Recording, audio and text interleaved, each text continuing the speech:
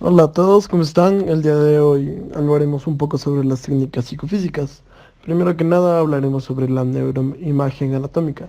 Esta es una técnica que proyecta las imágenes del sistema nervioso y permite identificar las alteraciones relacionadas con el daño cerebral.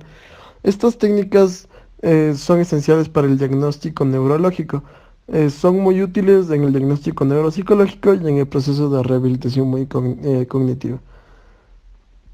La tomografía computarizada, conocida por sus siglas TC, es una técnica que recurre al uso de una fuente emisora de rayos X, junto a una serie de detectores de fotones, las cuales giran sobre la cabeza del paciente mientras está dentro de la máquina.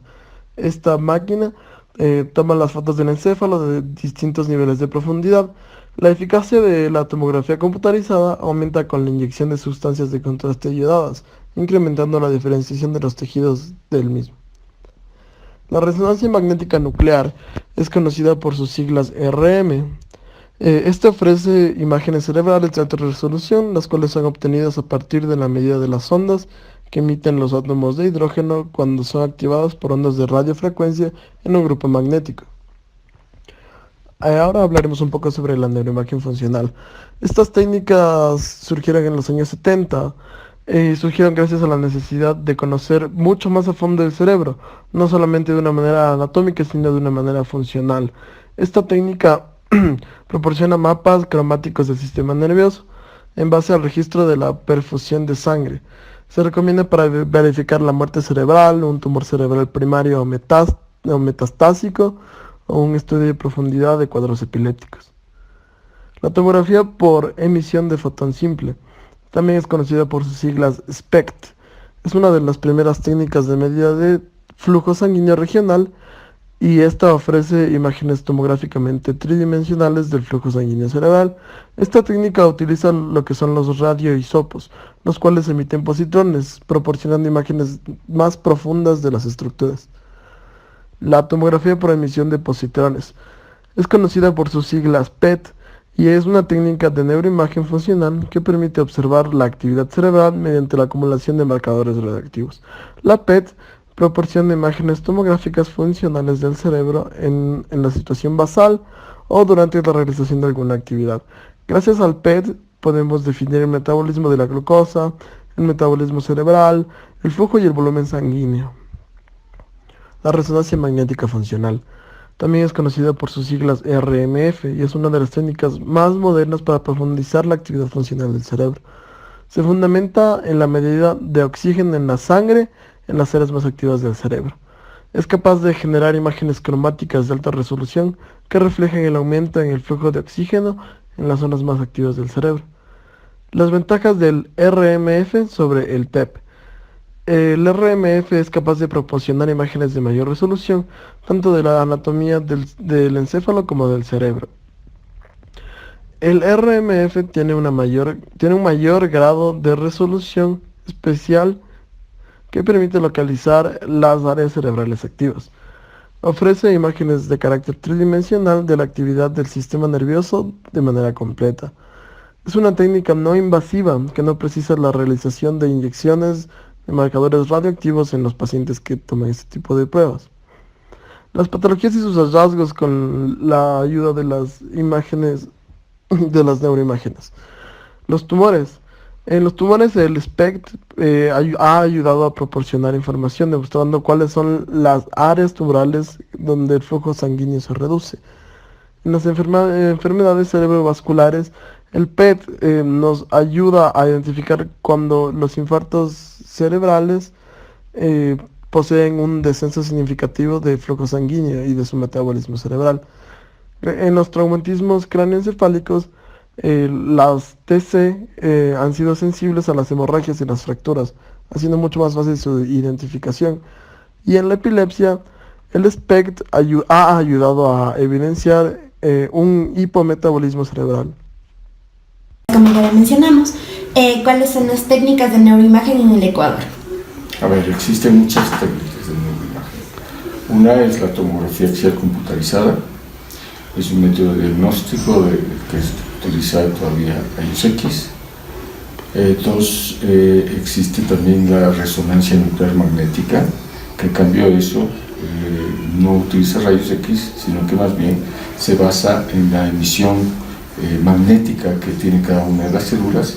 Eso capta y eso es descifrado por una computadora y trasladado a imagen. Okay. Además, podemos hacerlo, la misma radiografía nos puede ayudar también, una radiografía simple también nos puede ayudar en la parte del neurodiagnóstico, por ejemplo, en enfermedades líticas, enfermedades infecciosas, enfermedades tumorales, en las que vamos a ver destrucción de la calota, del cráneo, destrucción del cuerpo vertebral. Además, existen otros estudios complementarios de neuroimagen que se pueden realizar, no solamente la resonancia magnética, la tomografía, la radiografía, sino métodos un poquito más invasivos, como por ejemplo son los estudios de mielografía, que es introducir un medio de contraste hacia el canal raquídeo para estudiar la forma con que está la médula o las raíces raquídeas.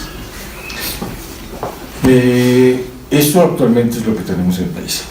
¿Y cuál es el costo de estos? Bueno, varía el costo de una radiografía simple, está alrededor de $30. Una tomografía simple está entre $50 y $60. Cuando ya se estudia una tomografía contrastada, simple y contrastada, es más o menos está alrededor de unos $80 a $100. La resonancia nuclear magnética simple está alrededor de los $190 y la contrastada está alrededor de los $300. Existen además otros estudios de la resonancia magnética que no he nombrado, como por ejemplo son la espectrografía. La espectrografía nos sirve para ver el componente de aminoácidos de las lesiones en el cerebro, por ejemplo, ¿sí? Entonces, eso es un software del mismo resonador en el que va a descubrir cuáles son los aminoácidos, ¿sí?, que están presentes, y de acuerdo a eso podemos saber si es un tumor o es una lesión isquémica, etc. Y otro de los exámenes que se utiliza la misma resonancia magnética se llama tractografía.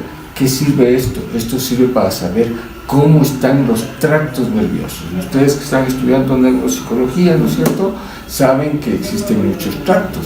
El tracto, por ejemplo, córtico-espinal, que lleva la vía motora, el espino cortical, que lleva la vía sensitiva.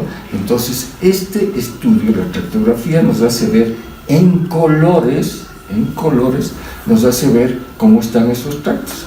Los valores de estos exámenes también son variados, están alrededor de los $150 aproximadamente, a más de lo que significaría el estudio de resonancia magnética.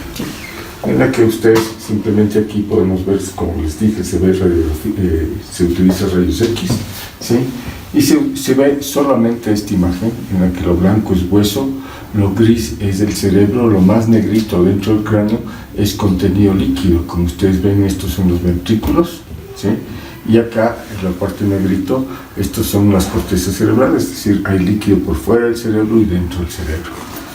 Básicamente, miren ustedes, en cambio, esto es una resonancia nuclear magnética que sin lugar a dudas se puede ver de diferentes maneras, viendo si existe la fase T1, T2, T1, T2, ¿no es cierto?, o la fase de difusión. Entonces, dependiendo de eso, vamos a ver la coloración. Como ustedes ven, aquí todavía el líquido cefalorraquídeo blanco, negro.